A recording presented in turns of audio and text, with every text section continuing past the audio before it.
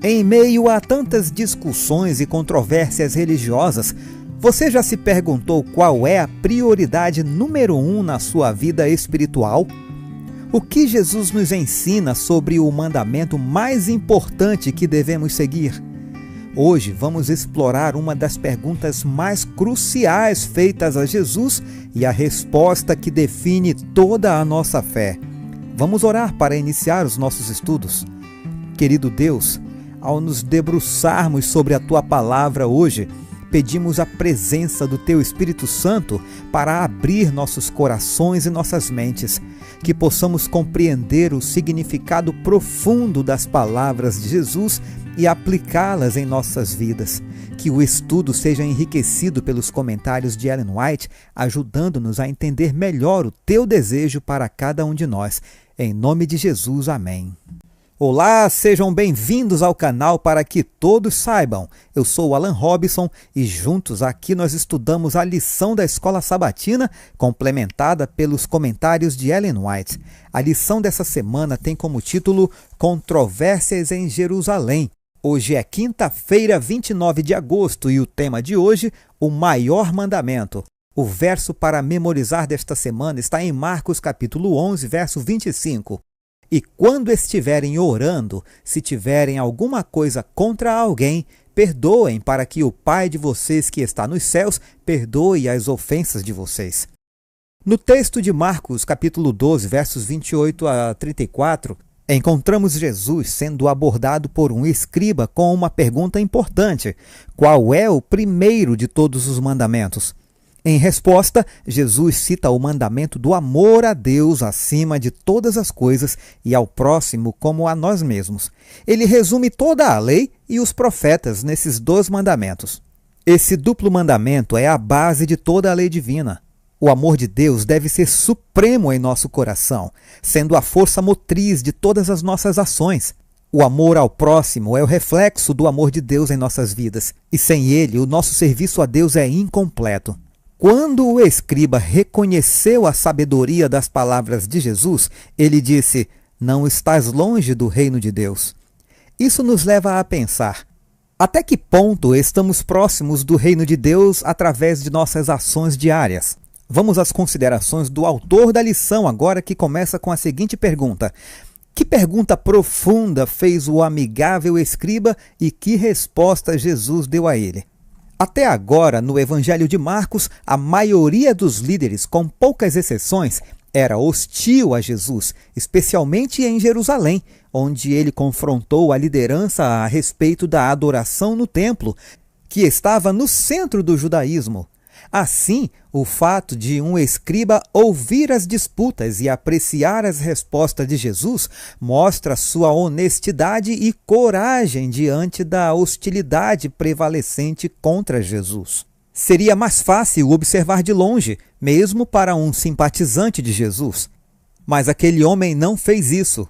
O escriba foi ao cerne da questão ao perguntar qual dos mandamentos é o mais importante. Jesus respondeu com simplicidade e clareza, citando o Shema, a confissão de fé do judaísmo. Veja Deuteronômio capítulo 6, versos 4 e 5.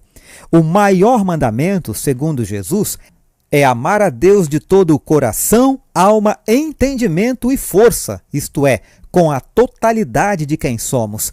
Jesus deu um bônus ao escriba ao apresentar o segundo mandamento mais importante, citando novamente o Antigo Testamento, como está em Levítico 19, verso 18, que fala sobre amar o próximo como a si mesmo. Alguns se perguntam como é possível ordenar o amor. O contexto cultural do mandamento em Deuteronômio nos ajuda a entender essa questão. A linguagem vem de tratados da antiguidade realizados entre 2 pessoas ou grupos de pessoas. Nesse contexto, o termo amor se refere a ser fiel aos requisitos do tratado, cumprindo-os com fidelidade. Assim, embora não exclua o conceito de afeto profundo entre as partes, o amor está muito mais concentrado em ações que demonstrem essa lealdade. O escriba foi honesto, viu a clareza e simplicidade da resposta de Jesus e a confirmou.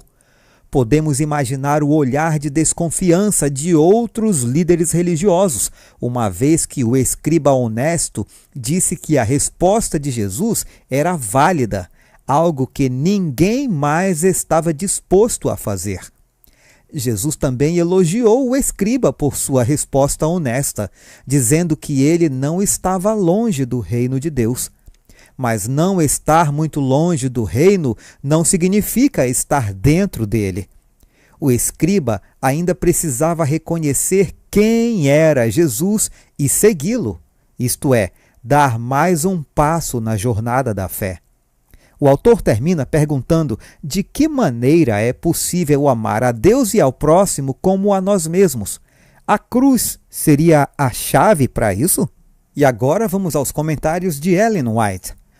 O escriba que tinha interrogado a Jesus conhecia muito bem a lei e ficou admirado com suas palavras. Não esperava que ele mostrasse conhecimento tão profundo e completo das Escrituras. Aquele intérprete recebeu uma visão mais ampla dos princípios e dos preconceitos sagrados. Na presença dos sacerdotes e líderes reunidos, reconheceu sinceramente que Cristo havia interpretado corretamente a lei, dizendo: "Muito bem, mestre." E com verdade o Senhor disse que ele é o único e não há outro além dele, e que amar a Deus de todo o coração e de todo o entendimento e com todas as forças, e amar o próximo como a si mesmo, é mais do que todos os holocaustos e sacrifícios, conforme está em Marcos capítulo 12, versos 32 e 33. A sabedoria da resposta de Cristo convencera o escriba. Este sabia que a religião judaica consistia mais em cerimônias exteriores que em espiritualidade interior. Sentia, de certo modo, que eram inúteis as ofertas meramente cerimoniais e o derramamento de sangue para expiação do pecado quando oferecido sem fé.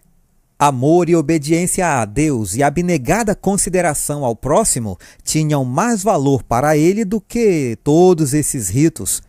A prontidão desse homem em reconhecer a exatidão do raciocínio de Cristo, bem como sua decidida e imediata resposta perante o povo, mostravam uma atitude inteiramente diferente daquela dos sacerdotes e príncipes. O coração de Jesus se compadeceu do escriba sincero que ousara enfrentar a oposição dos sacerdotes e as ameaças das autoridades para declarar suas convicções. Vendo Jesus que o escriba havia respondido sabiamente, declarou-lhe: "Você não está longe do reino de Deus, o desejado de todas as nações", páginas 484 e 485. Os mandamentos de Deus são muito abrangentes e de vasto alcance. Em poucas palavras, desdobram todo o dever do ser humano.